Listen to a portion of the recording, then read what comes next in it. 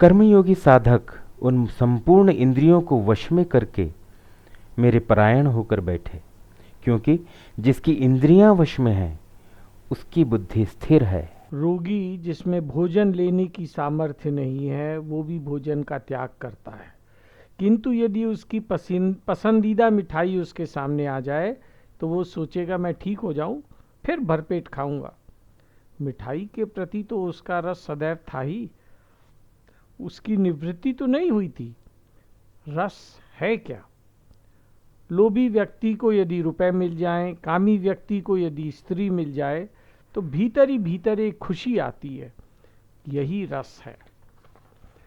जब तक अंतःकरण में सांसारिक भोगों की महत्ता रहती है, परमात्मा का अलौकिक रस प्राप्त नहीं होता है, तब तक उसका भगवत प्राप्ति का एक निश्चय ही नहीं हो पाता है।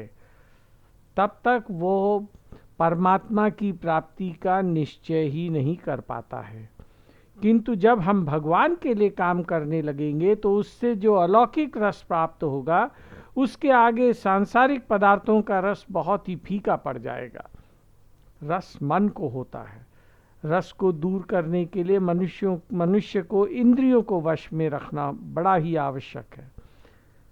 रस को दूर करने के लिए मनुष्य को इंद्रियों को वश में रखना बड़ा ही आवश्यक है। इतना ही नहीं, उसे मन परमात्मा में भी लगाना पड़ेगा। मेरे परायण होकर बैठे, ऐसा श्री कृष्ण ने कहा था।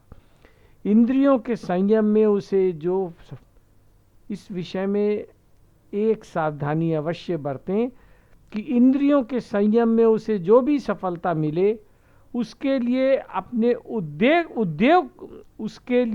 उद्योग को कारण न माने, अपितु सारा श्रेय भगवान को देने से ही रस की निवृत्ति होगी। अन्यथा इंद्रियों का सर्वथा वश में होना बहुत कठिन है।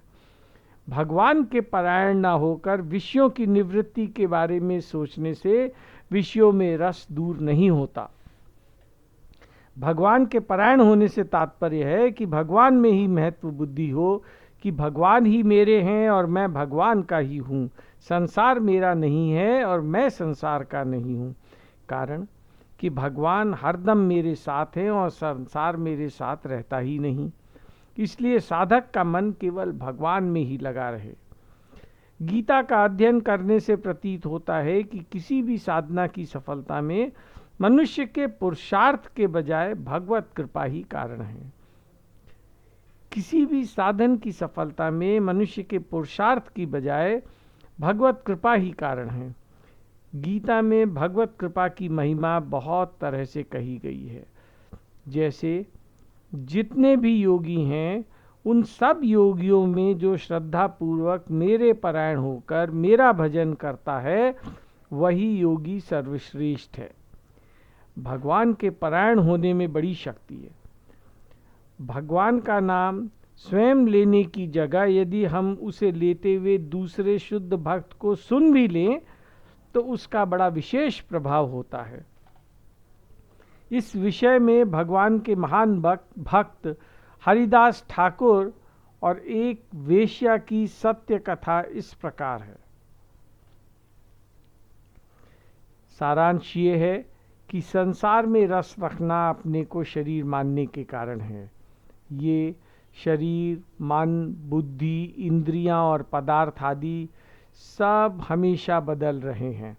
इनसे प्राप्त होने वाली भावना सदैव बदलती रहेगी। इनसे स्थायी सुख मिल नहीं सकता और दुख मिले बिना रह नहीं सकता। इन सब की बस एक ही जड़ है, जो हम हैं उसे ना जानना और जो हमारा है उसे अपना नहीं मानना और जो हमारा नहीं है उसे अपना मानना। अब कृष्ण आगे के 2 श्लोकों में बताते हैं कि जिनके अंतःकरण में सांसारिक चीज़ों के प्रति आकर्षण है उनका उन चीज़ों के चिंतन मात्र से पतन हो जाता है। भगवान के परायण न होने से क्या होता है? हरे कृष्णा हरे कृष्णा। विषयों का चिंतन करने वाले मनुष्य की उन विषयों में आसक्ति पैदा हो जाती है। आसक्ति से कामना पैदा होती है। कामना से क्रोध पैदा होता है और क्रोध होने पर मनुष्य सम्मोह पैदा हो जाता है। सम्मोह से स्मृति भ्रष्ट हो जाती है। स्मृति भ्रष्ट होने पर बुद्धि का नाश हो जाता है। बुद्धि का नाश होने पर मनुष्य का पतन अवश्यंभावी है। इसलिए भगवान के परायण होना अति आवश्यक है। अब यदि मन, इंद्रिया और बुद्धि अर्थात अंतःकरण वश में हो जाएं तो उससे जो फायदा होगा उसे कृष्ण अब बताते हैं। परंतु वशीभूत अंतःकरण वाला कर्मयोगी साधक राग द्वेष से रहित अपने वश में की हुई इंद्रियों के द्वारा विषयों का सेवन करता हुआ निर्मलता को प्राप्त हो जाता है। अंतःकरण की निर्मलता प्राप्त होने पर साधक के संपूर्ण दुखों का नाश हो जाता है और ऐसे शुद्ध चित्त वाले साधक की बुद्धि निस्संदेह बहुत जल्दी परमात्मा में स्थिर हो जाती है। वशीभूत अंतःकरण वाला साधक भगवान के परायण तो होगा ही, और वो विषयों का सेवन भोग दृष्टि से ना करके प्रसाद रूप में करता है, जिससे उसकी बुद्धि अवश्य ही शीघ्र ही परमात्मा में स्थिर हो जाती है।